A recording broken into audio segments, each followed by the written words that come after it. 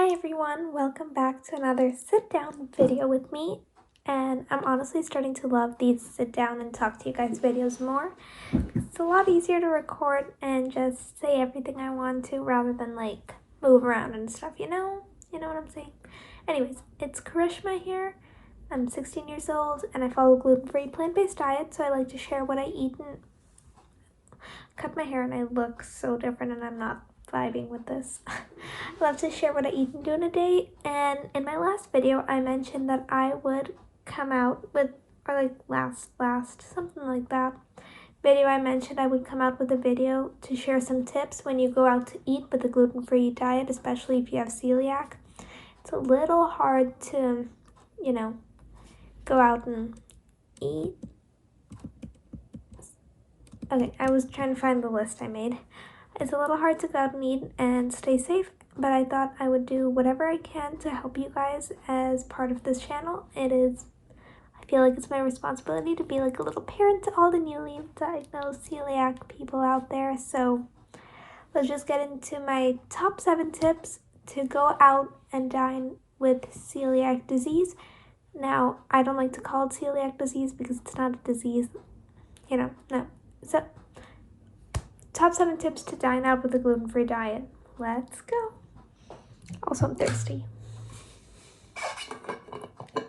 Drink a lot of water, guys. If you're seeing this, go grab a glass of water or something and drink with me.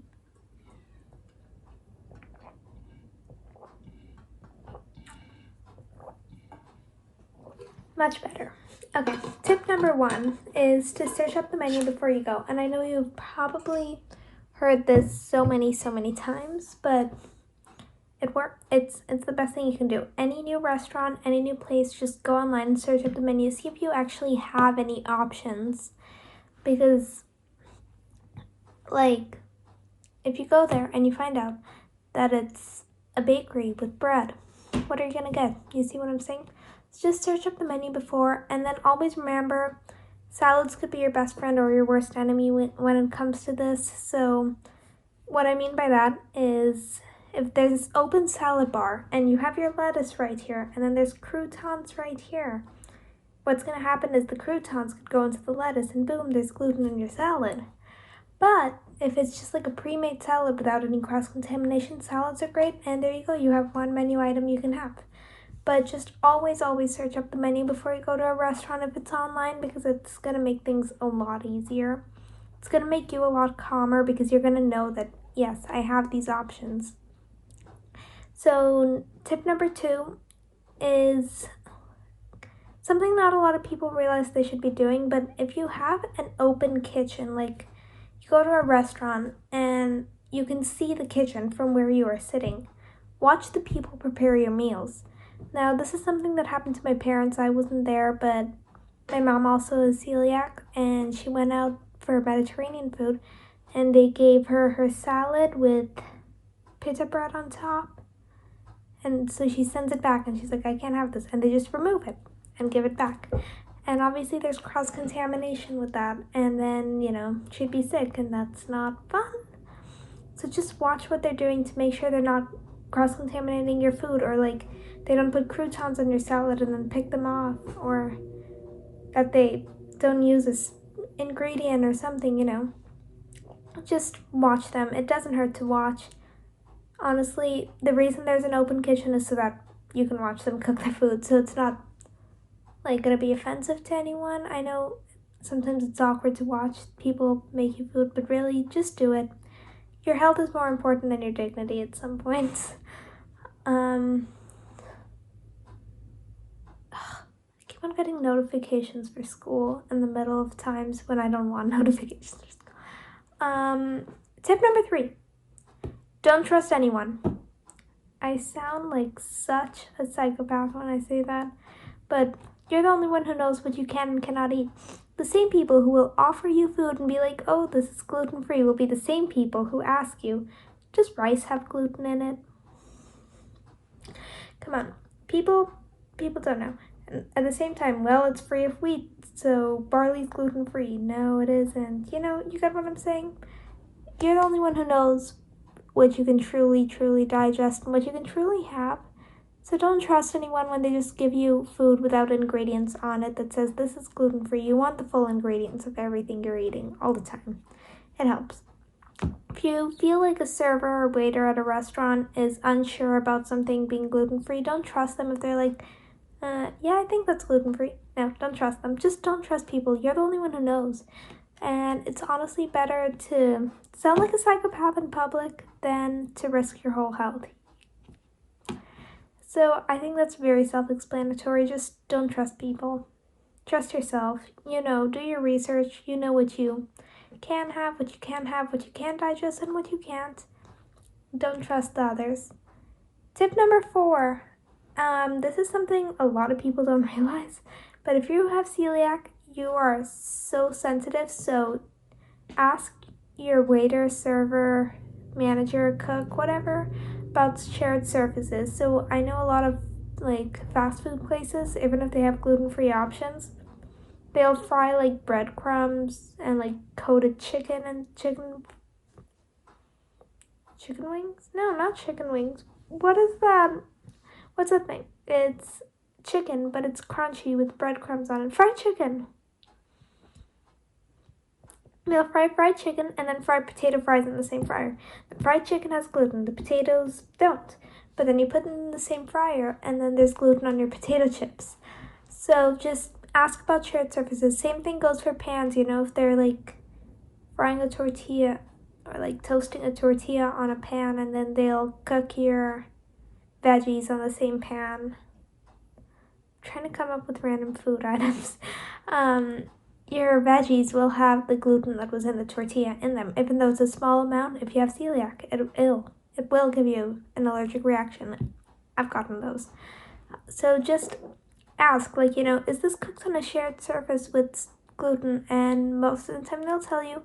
Most restaurants will be like, yes, but we wipe it down, and maybe for you that's good enough. Maybe for you it isn't. You know better when it comes to that.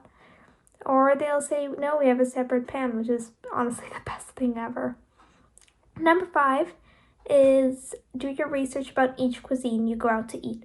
If you go out to eat Mexican cuisine, you should know the tortillas. Some are made from corn, some are made from wheat. So just do your research about each cuisine so you know what's in the food, the common things, so that you know what to ask for. You go out to eat Mediterranean food. You can get your meats and everything, but what about your pita bread, flatbread, Or then falafels fried, is it fried in a shared fryer?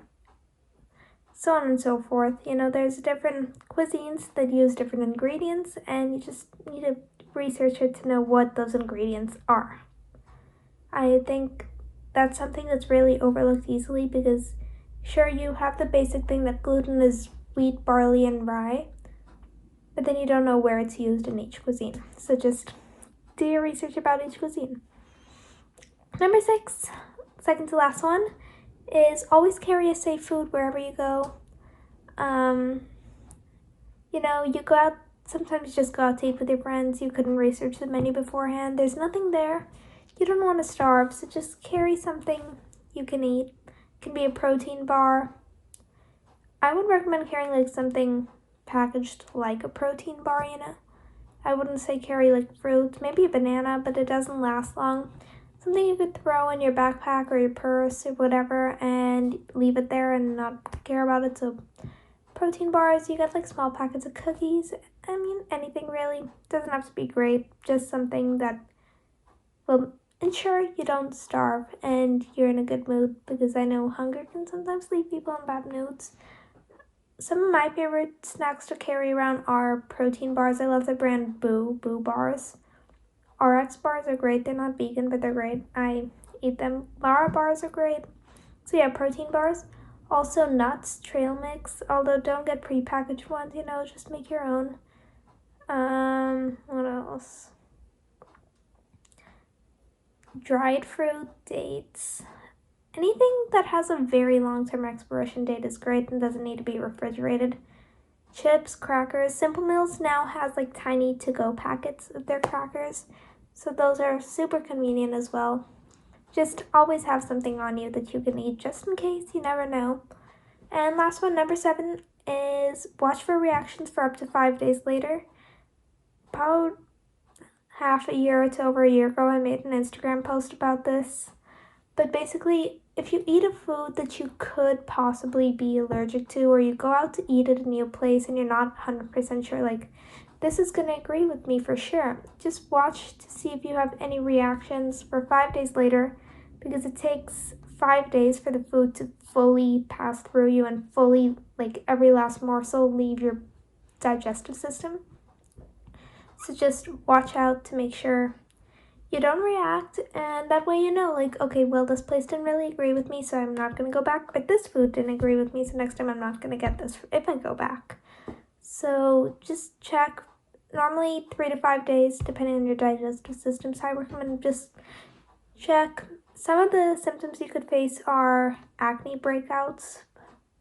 Obviously, you're sick, throwing up, nausea, also constipation and diarrhea.